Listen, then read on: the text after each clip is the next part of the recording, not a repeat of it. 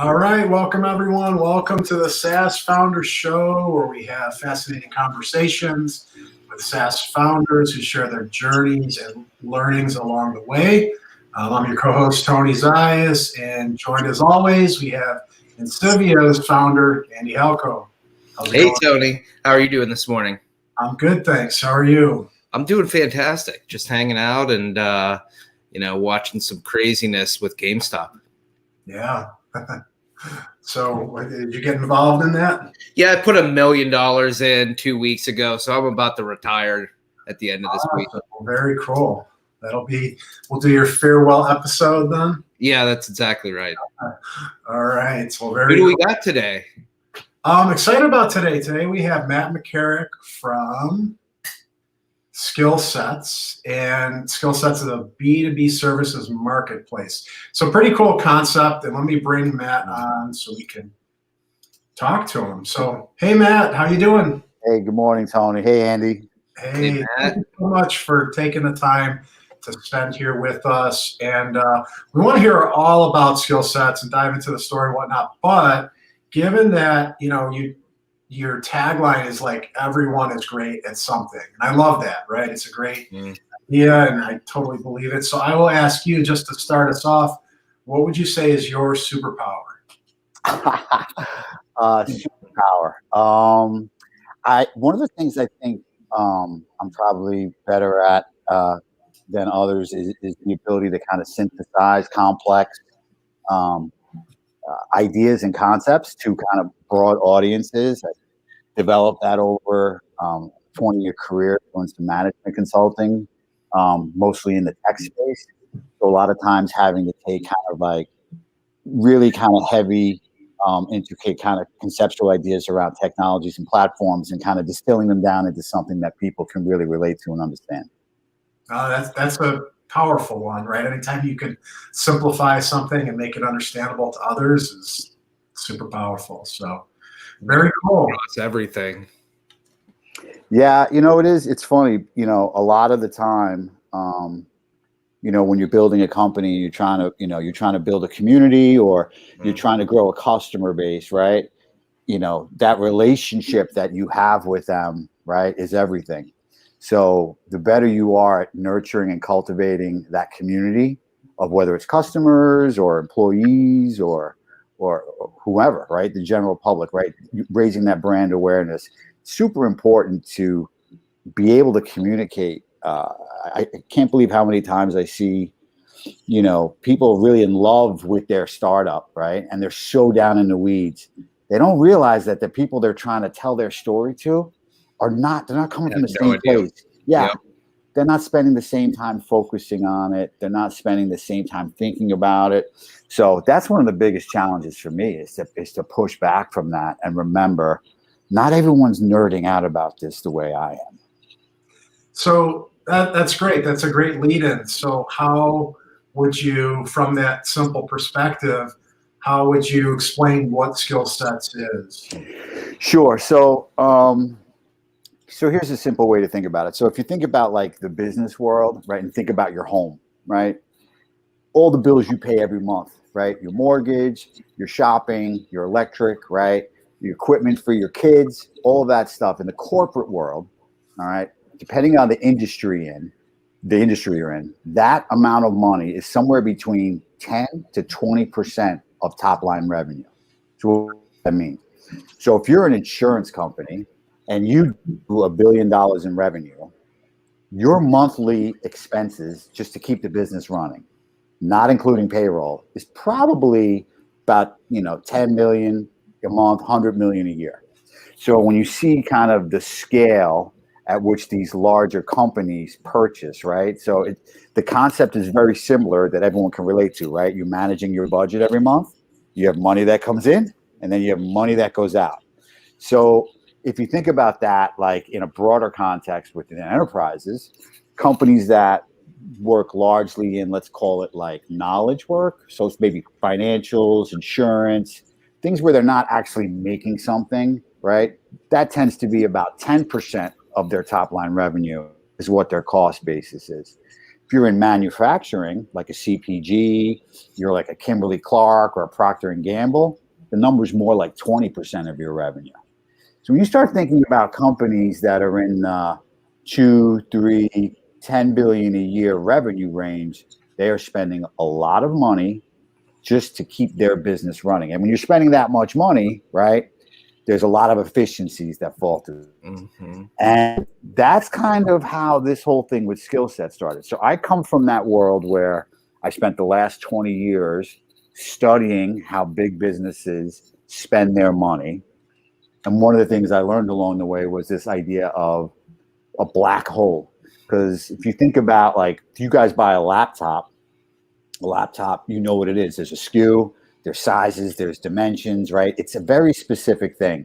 You have a SKU number, you have all the details you need around that item, right? And that's Amazon's secret sauce, right? Business is different.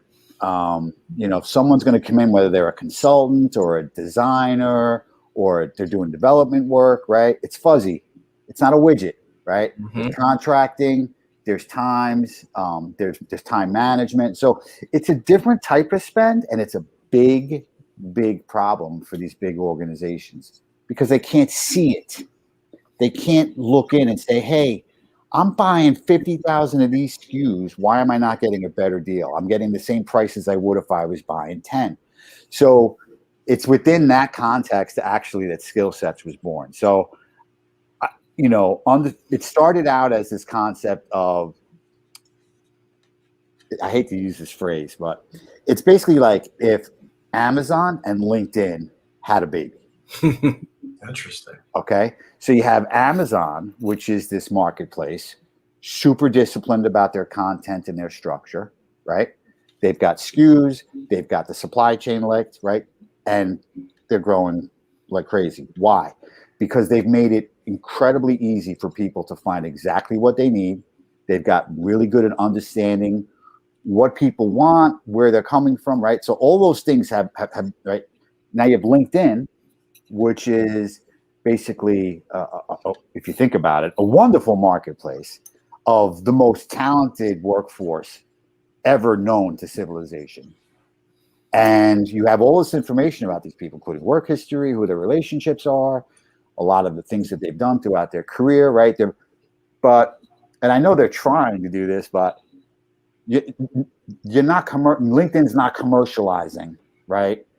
Those skill sets outside of hiring, right? So there's a whole world out there where they're hiring people, but make no mistake about it, those top 2,000 companies in the United States every year spend over $1 trillion on business services. Not legal, not accounting, $1 trillion, management consulting, engineering, IT service. That's a lot of money going out the door. And it's a really big black hole. So that's really kind of conceptually, that was kind of the origin of SkillSetz, this concept of having this visualization and taxonomy of talent and capabilities broken down by business function, combined with the search and usability of the Amazon experience. I can come in, I can search, I can find localized experience. That's really what we're trying to accomplish with SkillSetz. And back to the tagline, it's true. Everybody's great at something, right? And, people who basically have careers or professions where they're doing things that kind of line up with their skill set, right? With what they're great at, they're invariably more successful and happier than those who don't, right? And, and we'll probably get to this in a minute, right? But the big COVID pivot, but all of this thinking and strategizing that we were doing, right, with the folks who've helped me build this was all pre-COVID. So we're thinking to ourselves, there's like a 10-year timeline on this where remote collaboration and the acceptability or the trust necessary, right, to commit to a fully remote working relationship, right, with your employees, your customers. We were thinking that was like on a 10-year timeline. So we were taking our sweet time, building this thing slow, playing the long game. And then COVID hit. And then right? The rules of engagement. I mean, we were 18 months into the build when it hit. And it, it caused us to rethink our roadmap.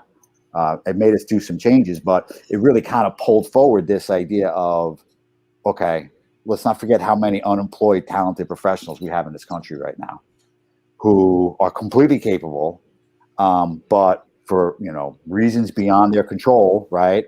We just see utter devastation right across the workforce, and it kind of added a purpose and a meaning to what we were doing. It went from like, this is a really cool problem to solve where we could probably make some really good money, to holy smokes, like I need to do this.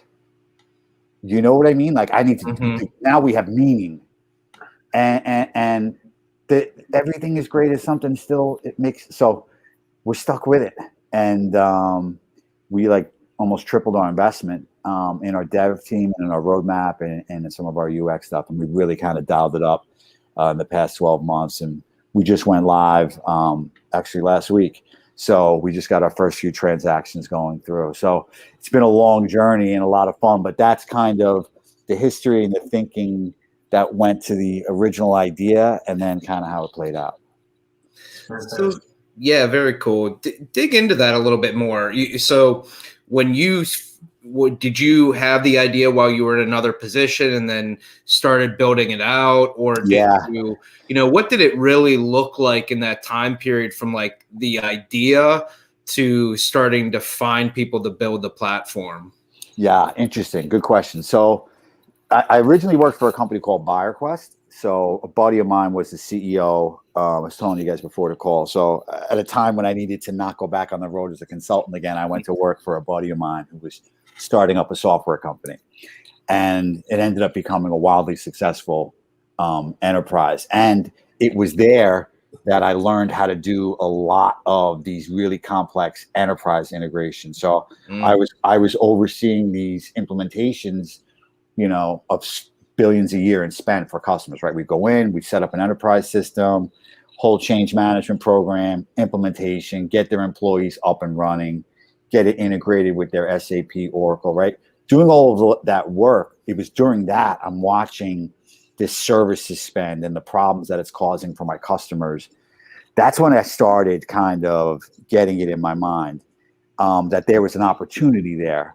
But I didn't really start to think about it. I went back out on my own to go back to consulting, and I was it started out as kind of like a really expensive hobby that like got out of control. Like it started out with I have some buddies who were developers. I was like, let's take some code, let's spin up an instance, let's just play around, let's look at some templates. So we started that basically, and that was. And meanwhile, I have a full-time job and I'm doing other stuff. So this is like nights and weekends. I have a consulting business full-time that is where I make my money. And then I take my net profits from the consulting business and that funds the software business. So, and then I have a whole team of people helping me with the software business, Yeah. So I was kind of doing that. And so then it was like, it started there.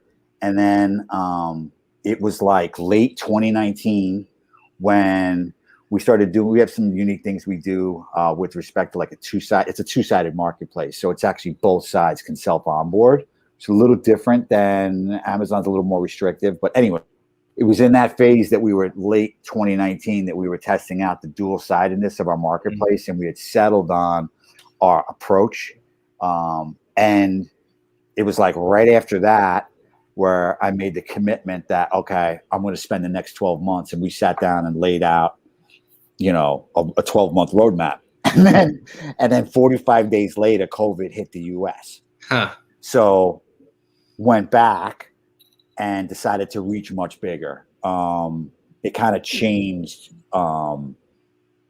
It changed kind of how I thought about accessibility and interoperability with our platform, given what I knew, what was very clear. We all knew, right, in February, we're never going back to the way it was. Right. Anyone who's in tech knew that, right? So at that point was when we made our change.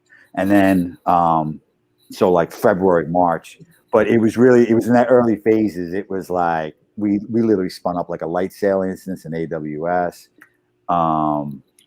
One thing for founders, this is about, it's not talking to you, it makes me think about it. So I don't know these guys at Product Hunt. You know these Product Hunt guys? Mm-hmm. Yeah. So one of the things I did was I did their founder club thing. And have you guys seen that? No, not familiar. I don't know what the catch is. I haven't found the catch yet. But basically, I paid $700 subscription to this founders club thing. And I got like a $50,000 processing credit with Stripe. I got like a $5,000 AWS credit on my cloud. I got like a $7,000 credit on HubSpot. I got like I don't know what the catch is yet, but all I know is that, so like my advice to founders is, if you're in the tech game and you're trying to do stuff and you're testing, you like drop the $700 and get yourself that little subscription right there. Unless something, I don't know, right? Like it was an incredible deal. And you basically, it was real easy. You take a code, I put it into my AWS account, and boom, my next 6 months is covered. And when you're starting a business, now that's money. All that money I just told you about that I'm saving is now going somewhere else. Mm-hmm. And I'm getting more, I'm stretching, right? I'm stretching my capital and extending my runway. So you're bootstrapping this. Have you thought about going after capital, or is the plan to continue the bootstrap yourself? Yeah. So I go back and forth about this. So there's a couple of things here. So philosophically, I'm one of these people that believes that like raising money is not a business model. And I think there are far too many businesses out there today, or startups out there, where they think the game is raising money. And so listen, I was COO of a company that raised 2 rounds, A and B. So I've been there, I've done that. I'm not saying it's not something that's valuable, but I think for early stage startups, okay, don't be chasing money. Get your business model right, get your cost basis right. Like for me, and this is probably because I come from the procurement world, but I've got this thing so lean that I could fund this business myself without but it took time and thought and effort to do it that way. I could have very easily fallen in love with, hey, I'm going to do this and I'm going to do that and the money will be there. Mm-hmm. Or, I'm going to jump in here and pay myself. So now I'm burning my own runway on this business, right? I advise the founders to stay away from that. Get your business model, get your customer acquisition costs, get your baseline metrics done first. Every minute you spend pitching an investor that shoots you down, you're never getting that back. Every minute you spend building your business is value and equity you are building in your business. Mm-hmm. So I'm like a militant when it comes to that. Now, with all of that said, I do think like the rise of the safe note. I think certainly what's happening now in the post-pandemic world with respect to valuations, investment capital coming into the space, especially the B2B space, HCM, human capital management related stuff, right? Those are all very, very, hot areas right now.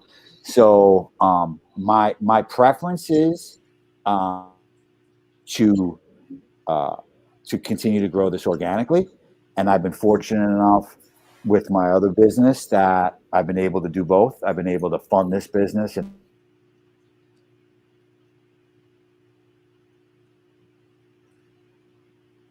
looks like we got a freeze. Yeah, hopefully he'll leave. Yeah, I think, and I was gonna, talk with Matt a little bit about, as he's coming back, but as we've talked to a lot of founders, that question of bootstrapping versus raising capital, and raising capital is pretty much a full-time job, so I mean, that's one of the challenges. Yeah, and there's such a trade-off, the different paths. There's certainly the pros and cons on both sides. All right, looks like Matt is back. There it is. My children have the nerve to be video chatting with their teachers at this moment. I apologize for that. How dare they? How dare they? But go ahead. What were you gonna say? Well, we were just talking about, as you popped off, we've talked to a lot of founders and how, raising capital can be a full-time job. And I agree with you. You have to make that decision of when is the right time, because you don't want to necessarily go and raise capital when you have no value, because then you're just going to get completely taken at the end of the day. So it's definitely an interesting, equation of deciding what's right, bootstrapping versus and when you go do it. Yeah, and I think that's a very good point. And I think, like, for me, part of it is like the alignment, right, of the strategy. Because if you are locked in, right, frankly, the more developed your business is, the more leverage you're going to have, right, with outside investors. 100%. And so there's that piece. And then the other piece is, again, I keep coming back to the safe note, because I think what the safe note accomplishes, and this is something that wasn't really, I think it was Y Combinator introduced them, but this was something that was not commonplace even 3-4 years ago, to my knowledge, is this concept of raise money without, getting caught up in the wrong, everyone's swagging what valuations are, what equity is. And what ends up happening is the safe note is a cool way to protect both sides. So so that's a kind of a long-winded way of saying,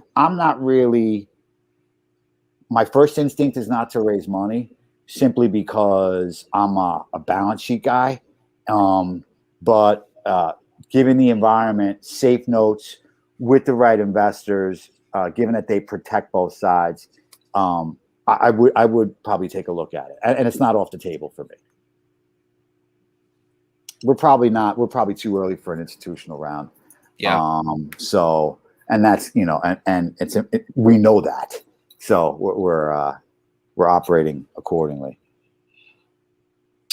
Circling back, Matt, you mentioned you have, some, a team of people that are building this out. Tell us more about, that team. Sure. How do you found them? How do you keep that team, on the right path? And yeah, so we live in Slack. We take advantage of a ton of, so my developers I've known for more than 10 years now. Wow. So they've helped me. So we have like long-standing relationships, and like we work together inside massive enterprises with all kinds of hairy homegrown systems. So we've really kind of been battle tested together. So there's like a trust factor. There's a lot of unspoken communication that we do, and it's incredibly efficient. So I have a platform lead who advises me on all things platform. Got a product lead, developers, QA, have a design lead. I call her Our Lady of the Font. She's responsible for all design across the whole company. We have UX people, and then we have some other folks helping us now. We're starting to ramp up our 2021 campaign. So we're beginning outreach later in Q1. So when we kick off our big push into enterprise. So what have you found, what has either been some of the challenges or, insights from this product creation process, going through ideating what it's going to be and planning it out and then getting someone to build it and then bring it to life? What have you seen in that process for yourself? Yeah, that's another good one. So I will tell you the biggest thing I learned in the last 2.5 years is how much functionality is like, it has never been easier to build a company from scratch than it is today. And the progression of some of these platform providers, and like, I'll tell you right now, I'm not building a payment system. Okay. When I can just have a developer drop some code from Stripe, and I don't have to worry about PCI compliance. I don't have to worry about money laundering. I don't have to worry about identity. I don't have to worry about, you know what I mean? So there's a lot of that. Twilio. You look at some of these platforms now and some of the capabilities and the models that the pricing, and you can see these guys are all playing a long game. So I think it's actually, it's something that probably corporate executives are not doing enough of. They tend to be very homegrown and security, blah blah blah. And I hadn't noticed it as much, right, when I was behind the firewall with these guys, because you didn't really look at systems like that. You were looking at more like the SAPs, the Oracles, right, Watts and stuff like that. But I've been so that to me has been like a massive thing. The collaboration tools, Envision, Miro, and Trigma. We're using obviously Jira Cloud.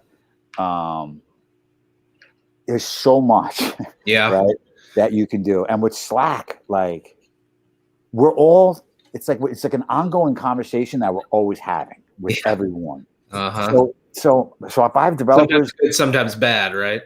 Correct. But I'm speaking from like a collaborative standpoint, though. I feel very close to them. I haven't seen any of my developers in probably 18 months. I haven't seen anyone since COVID, right? I've been locked in my basement, as you can see, for a year now. But I feel very close to them intellectually. I'm talking to them every day. We're collaborating. So all of those things are available to everybody. You don't have like. What about on the challenge side? Have you run into any like issues that you've had to overcome or figure out? Yeah. So, look, there's no substitute for trial and error, right? Like I always tell my people, listen, we are going to make mistakes, right? The trick is just don't make the same one twice, right? Everyone makes mistakes. Just don't make the same one twice. Made a ton of mistakes early on. Made some mistakes early on with personas that I had to walk back, right? So you're building a software company. You get your personas wrong. You get yourself jammed up, right? Right. So lost a few months on that, had to back those out. Spent way more money with lawyers on stuff that ended up not getting done. Right. And I still had to pay the lawyers. Yeah. Right. I'm just talking about writing contracts, right? So there's a lot of things that, in retrospect, I should have said, hold on. Why am I committing to this either financially or intellectually right now at this stage in my journey when I should be, right? And it's a theme for me. Like it's a focus is kind of to me where it's at, right? Focus and execution, because all the other pieces are going to be there. If you have a solid strategy and you have what you think is a winning business model, today you can do that, LegalZoom, you're up and running in a couple of hours, right? Your tax ID, your QuickBooks, boom, boom, boom, boom, boom, and you're up and running. Well, I've always found it funny over the last couple of years that, they used to say the first two people that you talk to is an accountant and a lawyer. And my opinion on it, and it has been this way for a long time, especially in the software space, is you talk to a development team, a product person, and you talk to a marketing person to figure out how you're going to find customers. Those should come before the accountant and the lawyer. Yeah. As important as those folks can be, if you don't know what you're going to deliver that has value and you don't know how to put it in front of the right people, what's it matter? That's Andy. That's what I was talking about. Like, why am I spending money on these lawyers putting together a cap table if I haven't done anything yet? Yeah. Right. Yeah. So that's kind of, I'm with you 1,000% on that. And I'm blessed with a lawyer and a CFO advisor who are both like super talented. They plug in with our people, but they're there in a support role, right? And what they're helping us like with the compliance stuff. They're helping us with like teasing, like they're being productive, they're not standing in the way of anything that myself, the developers, and the CX people are trying to do. So, Matt, to talk about the growth side of things, what has been the strategy to this point, and what's to come? Are you having shifts as you get to 2021? Yeah. So really 2020 was take advantage of, I hate to say it this way, but like take advantage of these crazy times where no one's paying attention, right? And just quietly finish banging this thing out and get it ready for 2021. So as part of that, right, reached out to a lot of the people in my procurement network. If you go to SkillSetz right now, I know every single person that's up there. Mm. I've worked with these people. Some of them are my customers. There's people in there right now, who manage multi-billion-dollar P&Ls, and they used to smack me around all the time when I was a consultant working for them. But they're in there now. So we what I wanted to do was get like a core group of really talented professionals that really kind of set the tone for the marketplace, for lack of a better phrase, right? Sure. We're not Fiverr, right? You're not coming here to get a manual written for $5, right? This is experienced, curated professionals, and it's project-based work. So, that's kind of like independent.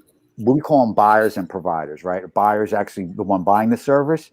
And then there's a provider, which is going to be either an independent worker, someone on a 1099, could be a husband and wife consulting team, could be an SMB consulting shop, all the way up to, not that we're going to go chasing them, but, the KPMGs and those guys of the world. But that's not typically how they find their business. But here's the thing. There's I have to look at the numbers, but there's like 500,000 professional services firms in the US, right? And if you back out the top 50 in each vertical, so you back out like the McKinseys and the KPMGs and the Boston Consulting Group, you're still looking at 500,000 firms competing for roughly $700 billion a year in services work every year. So I've got my kind of core high quality team of rock stars to start. I expect that this smaller group of providers will grow over time. What I'm really looking at now in Q1 is we're going after the buy side.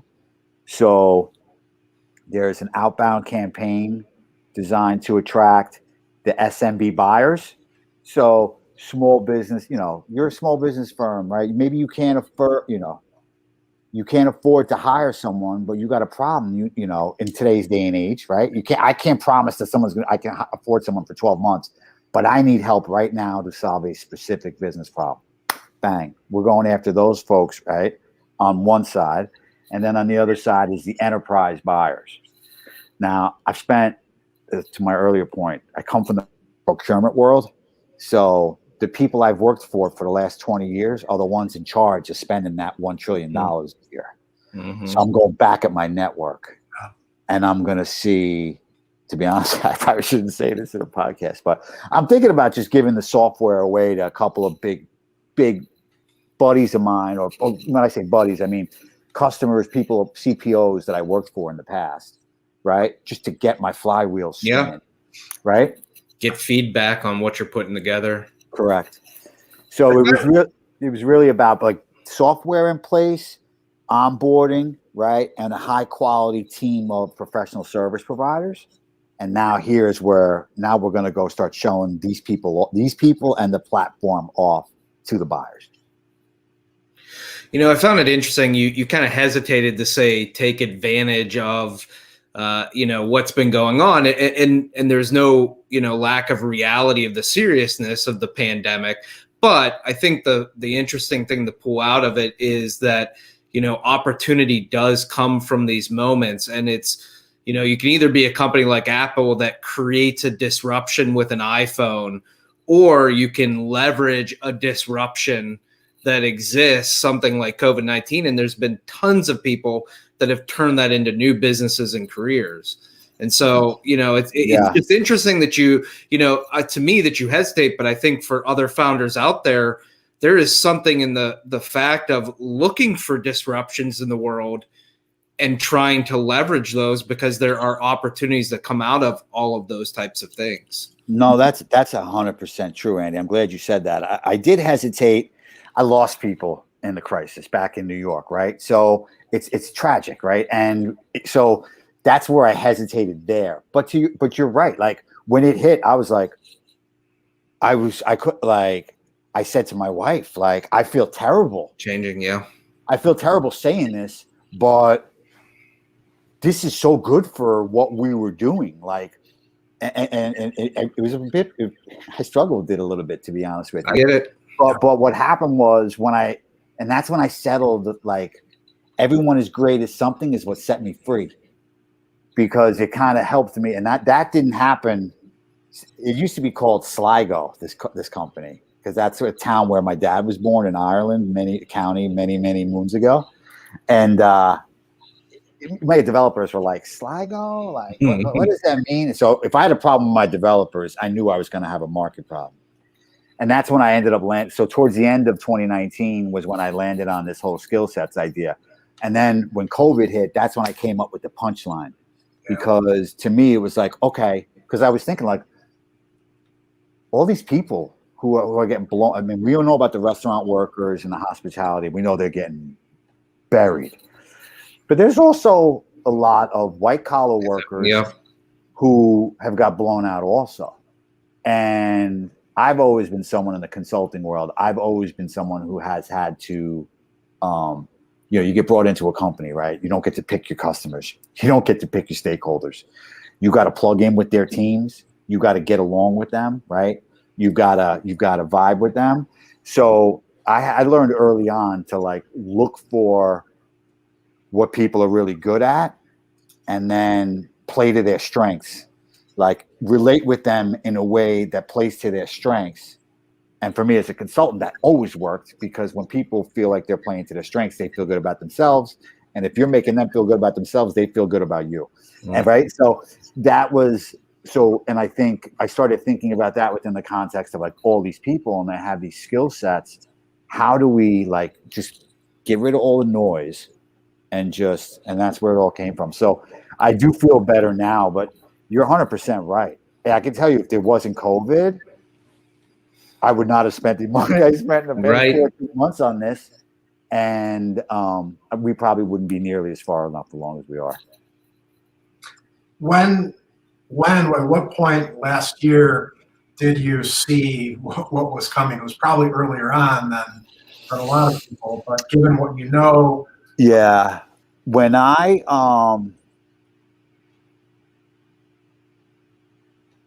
think for me, so at the time I was working at I can't say the name of the company, but I was at a publicly traded company doing an engagement for them. And in the end of February, when I saw what happened to them internally, not like, and they're great now, but when I saw what they had to do, the pivot that these guys had to make in late February and early March, that's when I was like, life is never going to be the same. Right.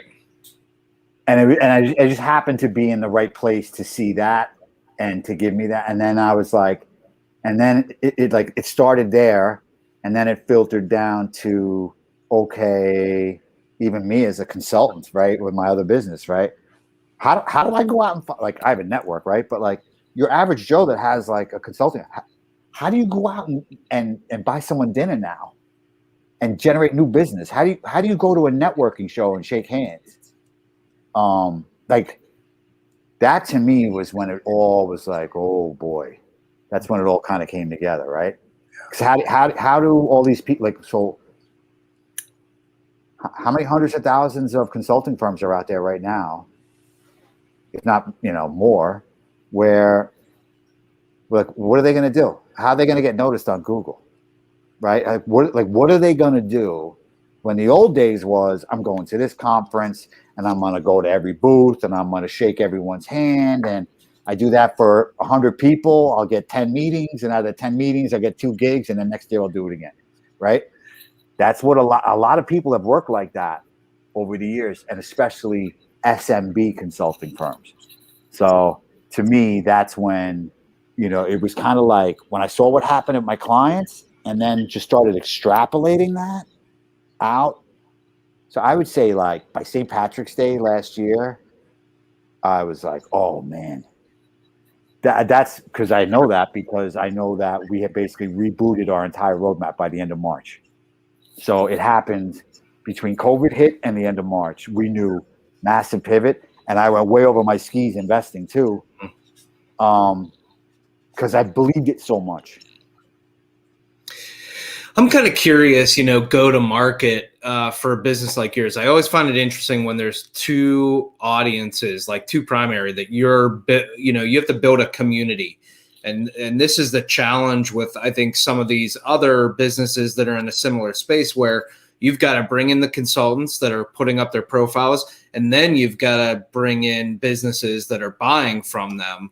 Right. And I've found for other companies that can be a challenge. They, really do well with one audience, but not the other, which then for that audience they brought in, the value's not there. And you almost have to have both of them keep moving at the same pace, or there's not going to be the value for either of them. And starting out can be hard because you may have just one or the other. So I'm kind of curious your go-to-market, especially from that side of having, the two different parts. Yeah, another good question. You looking for a job? No, so you're right. So I really think about my SMBs as really kind of buy and sell side are really kind of the same thing, right? Mm-hmm. So it's really just about making this awareness that there's this combination where you can get these services in the same way you get that. That's going to be largely your run-of-the-mill, SEO, digital campaign, online advertising, your general, what I would call brand awareness plays, right?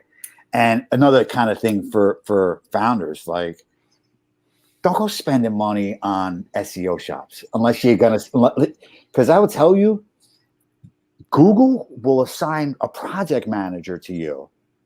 If you don't have to spend like a crazy amount for them to literally assign a trained person to your account to help you set it up, manage it, and run it for you. Right. So I'm doing some of that, started doing that, seeing really good results early on. So I'm going to be goosing that up a little bit too. I'd be paying a 20-30% VIG on top of what I'm spending with Google if I brought in an SEO shop. I know this because I'm a procurement guy. I spend all my time negotiating with these people. So I get it.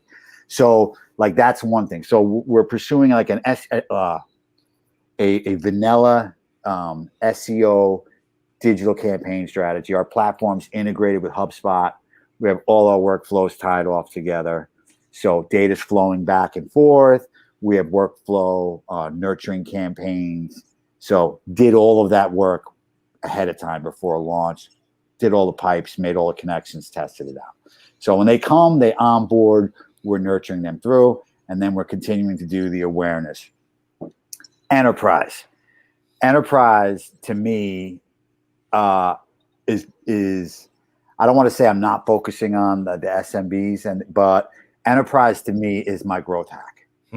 And I'm just going to be straight with you guys. So if you look at like the Upworks of the world and the Catalans, and these guys are all out there, and a lot of what they've done is, yes, they do this kind of project related work, but it's very much this concept of like staff aug, fill a seat for X period of time and down. Whereas, again, this comes back from my history with these procurement people, is I just know that's not how the services money is spent in the enterprise. So my strategy for the enterprise guys is to highlight for them all of the efficiencies and the visibility and the touchlessness that I bring, that SkillSetz is bringing to the SOW process. So if you, again, let's look at, like, as an example, let's look at a $5 billion company. Pick your company, any company, $5 billion. Chances are they're spending somewhere north of $75 million a year, maybe more, on professional services and consultants all over the place. Marketing needs someone to help them with this. finance needs someone to help them with this.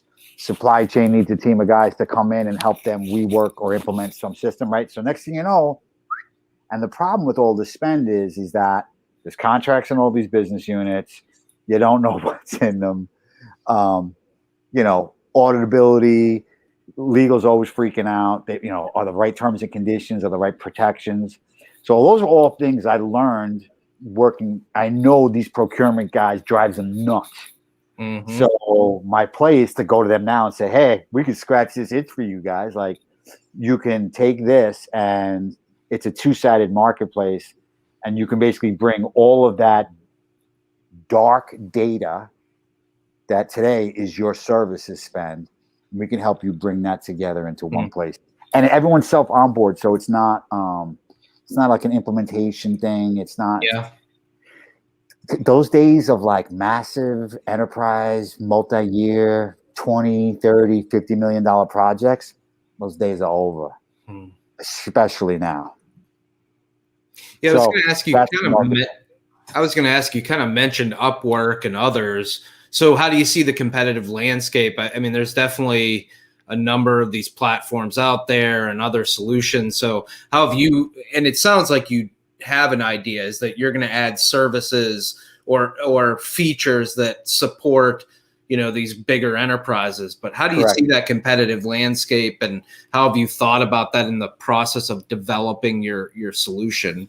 Great. So yeah, I did quite a bit of actual research on the market. So studied Upwork, Fiverr, Catalent, TopTal, MBO Partners, all these guys, great companies. So I'm not here to bash anyone. I think everyone does different things, and a lot of it comes from like where they come from.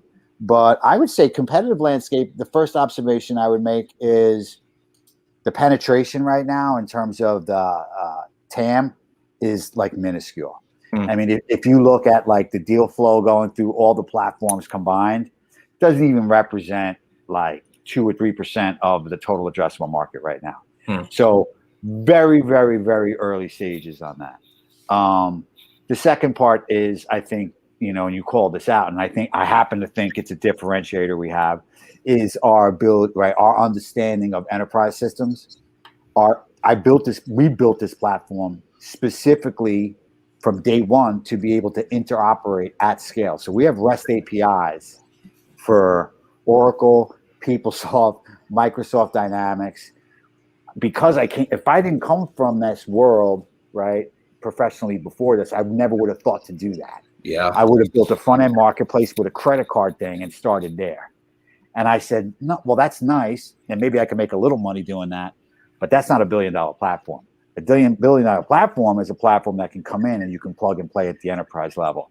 So that's what we spent most of our time building, was a framework and an application model that allowed us to be able to do that simple front end shopping experience, but at the same time be able to support that enterprise play. Pretty cool. Matt, from a standpoint of peers, advisors, it looks like you have a handful of advisors on your team.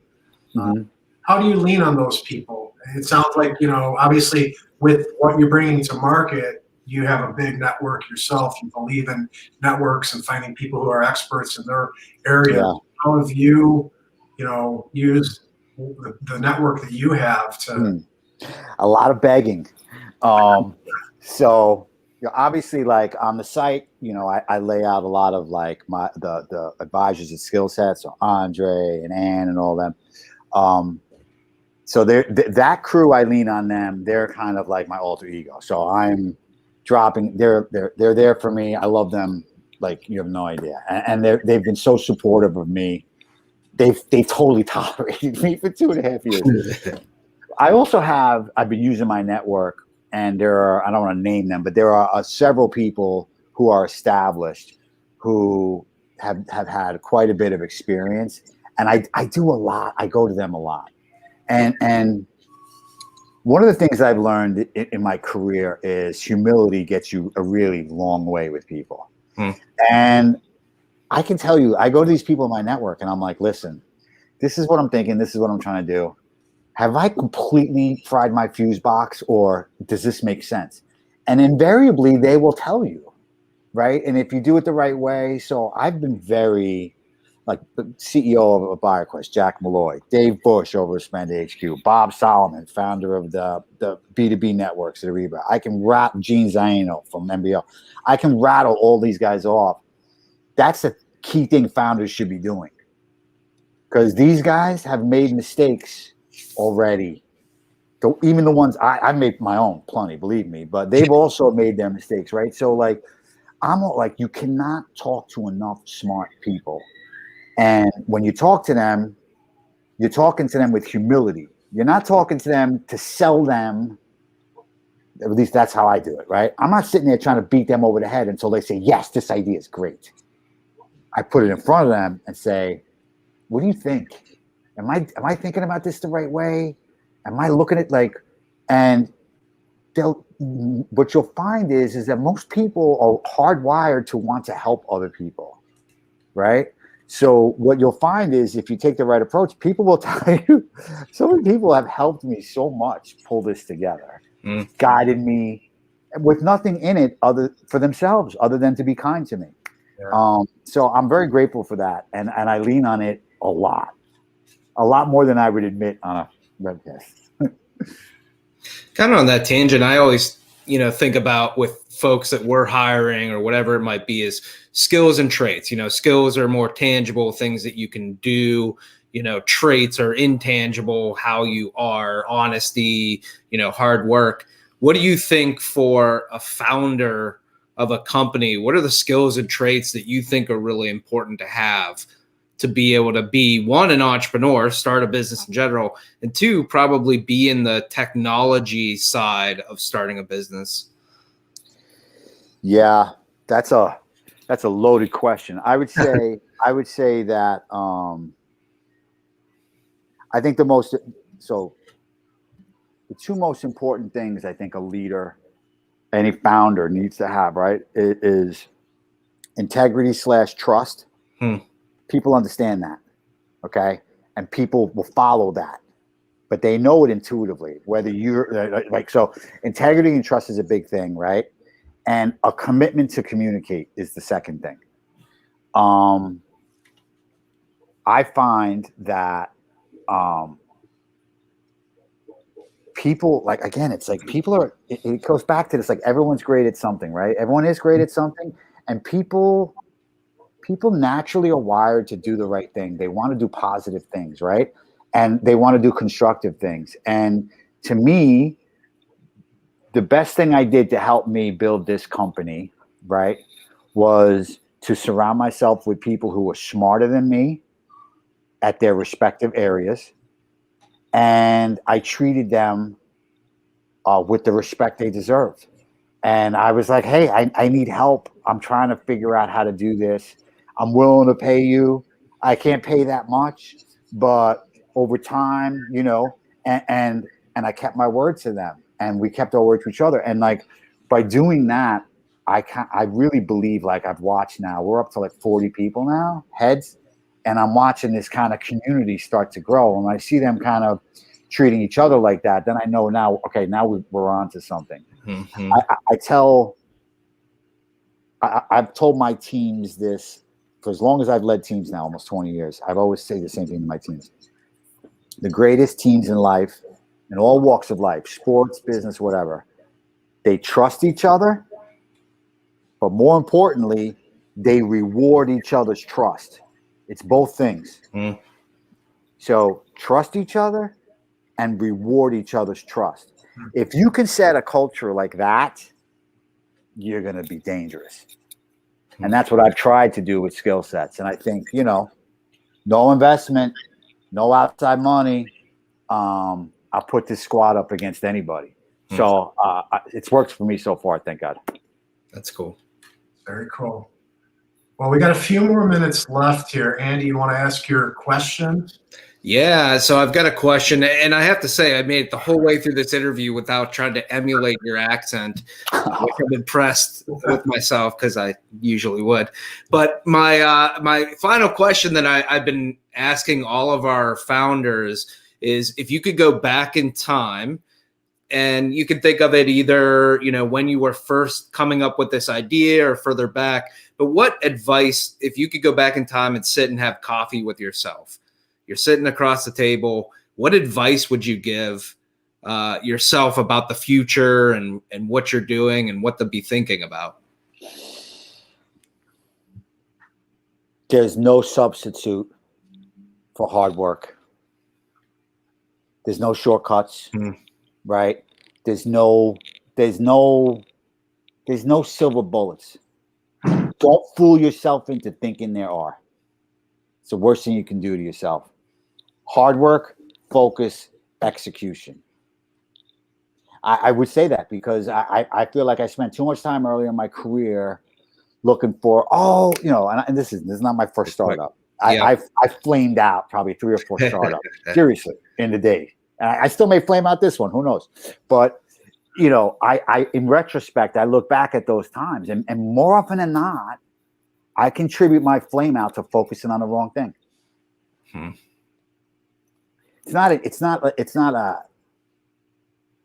It's different for each person, right? Yeah. But the one thing I would say to my younger person, because I was so in love with the startup and I'm an entrepreneur and I'm going to raise money, I'm going to be rich, and it's not constructive.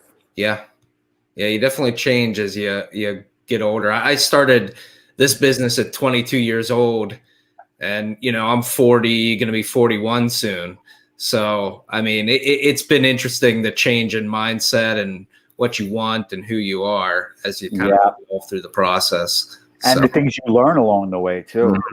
And, one thing I will tell you, and I will say this to you, to founders out there, is this is even before I founded SkillSetz. This is a 20-year guy, management consulting. I can tell you all of my biggest failures, every single one of them, that was like epic and like crushed me. Okay. I can see now how it benefited me. Yeah. How I didn't see it then, but now years later, I'm like, oh yeah, it sucked, but I didn't make that mistake again, or it sucked, but guess what happened next? And that wouldn't have happened if that happened, right? So I would just say, like, don't get too high and don't get too low. Keep it right in the middle. Things are never as great as you think they are, and they're never as bad as you think they are. Yeah, I agree. That's awesome. Thank you. Yeah, really good stuff, Matt. So thank you so much for spending your time here with us. Everybody go check out SkillSetz.com. Been a pleasure, Matt. We really appreciate it, and look forward to seeing where 2021 takes you, and we'll be paying attention and following along. Awesome. And everyone enjoyed the interview here today, and we'll be back again next week. So take care, everybody. Thanks, Matt. Thank you. See everybody.